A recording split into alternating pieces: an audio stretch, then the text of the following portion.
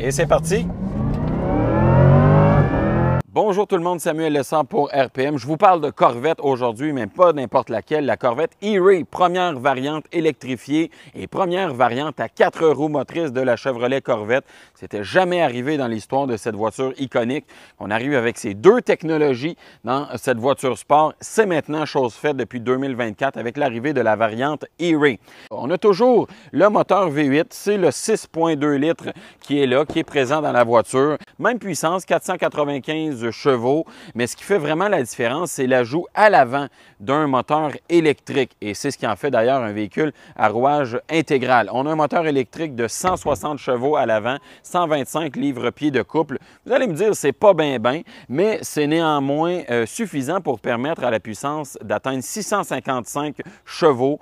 On a une batterie, évidemment, on a un moteur électrique, ça nous prend une batterie qui est en forme de crayon quasiment, qui est placée sous la console centrale au même niveau que les sièges avant, batterie d'1,9 kWh. Il y a une petite astuce, il y a un mode furtif, Stealth Mode, qui nous permet de démarrer sans que le moteur thermique émette de bruit, parce qu'évidemment, une Corvette, c'est une voiture de performance qui émet un son caractéristique.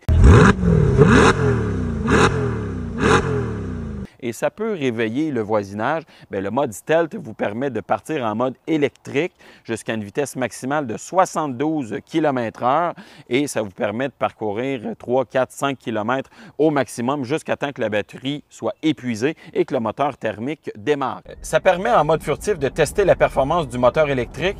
C'est honnêtement assez puissant. On est à 160 chevaux, 125 livres-pieds de couple. Évidemment, ça entraîne uniquement le train avant, mais c'est vraiment tout à fait suffisant pour se déplacer. Et j'ai donc hâte de voir ce que ça va donner en matière de performance une fois combiné au moteur V8 6,2 litres, qui, on le sait, est un moteur assez performant qui vous permet justement d'avoir une bonne performance globale de la part du véhicule. Je vais démarrer le moteur thermique en changeant de mode de conduite. Et voilà, c'est démarré. Ça prend quelques secondes, mais pendant ce temps-là, le moteur électrique continue de fonctionner. Le gros avantage de la motorisation hybride sur la route en conduite, c'est que le moteur électrique à l'avant va venir donner un coup de pouce au moteur V8 et ça va adoucir l'intervention du moteur V8. Par exemple, en changement de rapport, le moteur électrique, lui, continue de fournir de la puissance, ce qui fait qu'on continue d'accélérer pendant que la transmission change de rapport. C'est une transmission automatique à 8 rapports, double embrayage, très rapide comme fonctionnement, mais il reste que ça permet d'avoir vraiment une puissance qui est continue. Transmission justement qui peut être exploitée en mode automatique ou encore en mode manuel. C'est extrêmement rapide avec les palettes derrière le volant, palettes garnies de fibres de carbone par ailleurs. Ça ajoute une petite touche un peu sportive. Transmission qui est vraiment super rapide et qui permet d'avoir vraiment une excellente puissance disponible. Plusieurs modes de conduite sont disponibles. Il y a évidemment le mode promenade qui est, si on veut, le mode normal. On a le mode sport qui vient changer un peu la sonorité de la mécanique, comportement de la transmission, fermeté de la suspension. Le mode piste qui, lui, est vraiment le plus extrême, qui va changer même la calibration des freins, de la pédale de frein pour offrir une meilleure sensation. Et à l'autre extrémité complètement, on a le mode intempérie qui va adoucir les réflexes de la mécanique, favoriser l'utilisation du rouage intégral pour utiliser le véhicule dans des conditions qui seraient plus difficiles, sous la neige, la pluie, etc. On va se placer en mode sport et on va faire une petite accélération en sortant de cette intersection.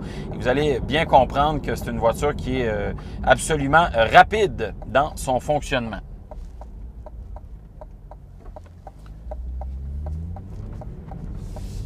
Et c'est parti!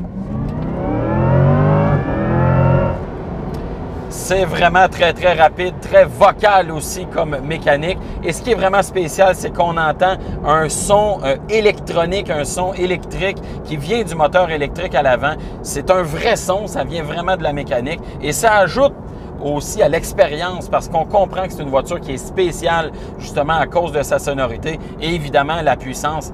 Je disais 655 chevaux, c'est peut-être pas tant que ça, mais c'est bien suffisant pour une voiture qui est aussi légère que celle-là et ça permet donc d'avoir un excellent agrément de conduite. Et l'apport de l'électrification ne vient pas dénaturer la Corvette, bien au contraire, ça ajoute à l'agrément de conduite de cette voiture-là qui était déjà très bon, mais l'électrification ici vient donner un petit coup supplémentaire que je trouve vraiment très agréable. C'est pas un défaut d'avoir une Corvette électrifiée, pas du tout. Et en matière d'économie de carburant, je pense pas que c'est pour ça qu'on achète une Corvette hybride, mais quand même, on est à 11 litres au 100. Ça permet pas d'économie substantielle. Du côté des défauts, moi, il y a deux trucs qui m'agacent un peu plus. La forme du volant, un volant carré. Je trouve que c'est difficile d'avoir une bonne position de conduite. On ne sait pas trop où placer nos mains. Ça permet, oui, d'avoir une excellente visibilité sur l'instrumentation numérique, mais c'est un peu contre-intuitif comme forme de volant et ça demande donc une période d'adaptation. Et aussi, l'assemblage, la qualité des matériaux à l'intérieur. On a fait un effort, c'est perceptible avec des cuirs un peu partout, des surpiqûres, tout ça. Mais je trouve que ça manque un peu de solidité, un peu de raffinement de ce côté-là et ça trahit peut-être un peu plus, le côté généraliste de la marque Chevrolet et c'est peut-être qui est un peu plus décevant à mon point de vue. Quand la Chevrolet Corvette est arrivée en 2020 sous la formule C8, tout le monde disait que c'était une aubaine parce qu'on était capable d'avoir une voiture à beaucoup moins que 100 000 $, une voiture avec une apparence extraordinaire pour le prix, avec évidemment des bonnes performances. Les prix ont augmenté un peu parce qu'en 2025, la version Stingray est environ à 92 000 $. Ça demeure quand même relativement abordable pour le type de véhicule qu'on a. Mais quand on passe à des versions un peu plus spéciales, comme la version E-Rig que j'ai à côté de moi, évidemment, le prix est nettement plus substantiel. J'ai l'étiquette de vitre ici avec moi, chose qu'on a de plus en plus de difficultés à mettre la main dessus. On commence à 163 000 pour cette version de la Corvette E-Ray. On ajoute plusieurs ensembles d'options, notamment l'ensemble de fibres de carbone visibles. Ça, c'est au coût de 4 600 $. On a aussi un système qui est bien intéressant, je trouve. C'est un système qui va soulever l'avant du véhicule pour éviter d'accrocher sur, par exemple, des bosses qui permettent de ralentir les véhicules dans des quartiers résidentiels. Ça, c'est une option à 3 200 $. Il y a un toit transparent qu'on peut enlever aussi, 1 145 $. Et il y a aussi, fouillez-moi pourquoi, des tapis moulés qu'on peut avoir à l'intérieur du véhicule. Ça, c'est une option à 290 $. Évidemment, c'est une Corvette à 4 roues motrices. Peut-être que quelqu'un va s'en servir en hiver. Honnêtement, je ne pense pas que ça va être très, très utile. Les gens qui vont acheter ça vont plutôt s'en servir en été et bénéficier de la performance du véhicule. Ça mène donc le prix total de cette version à 176 403 $, montant auquel vous devez ajouter évidemment la taxe de luxe. Donc, c'est quasiment, tout frais considéré, 2 fois plus cher que la version Stingray de base. Vous avez plus de performance, une apparence plus exclusive, de venture qui est retravaillée, tout ça, mais ça vient avec une facture qui est significativement élevée. C'est une version qui va être aussi plutôt rare. Ce n'est pas très, très distribué sur le marché, mais je vous dirais que le côté exclusif de cette version-là, combiné à la performance électrifiée de la motorisation, ça en fait une voiture tout à fait spéciale.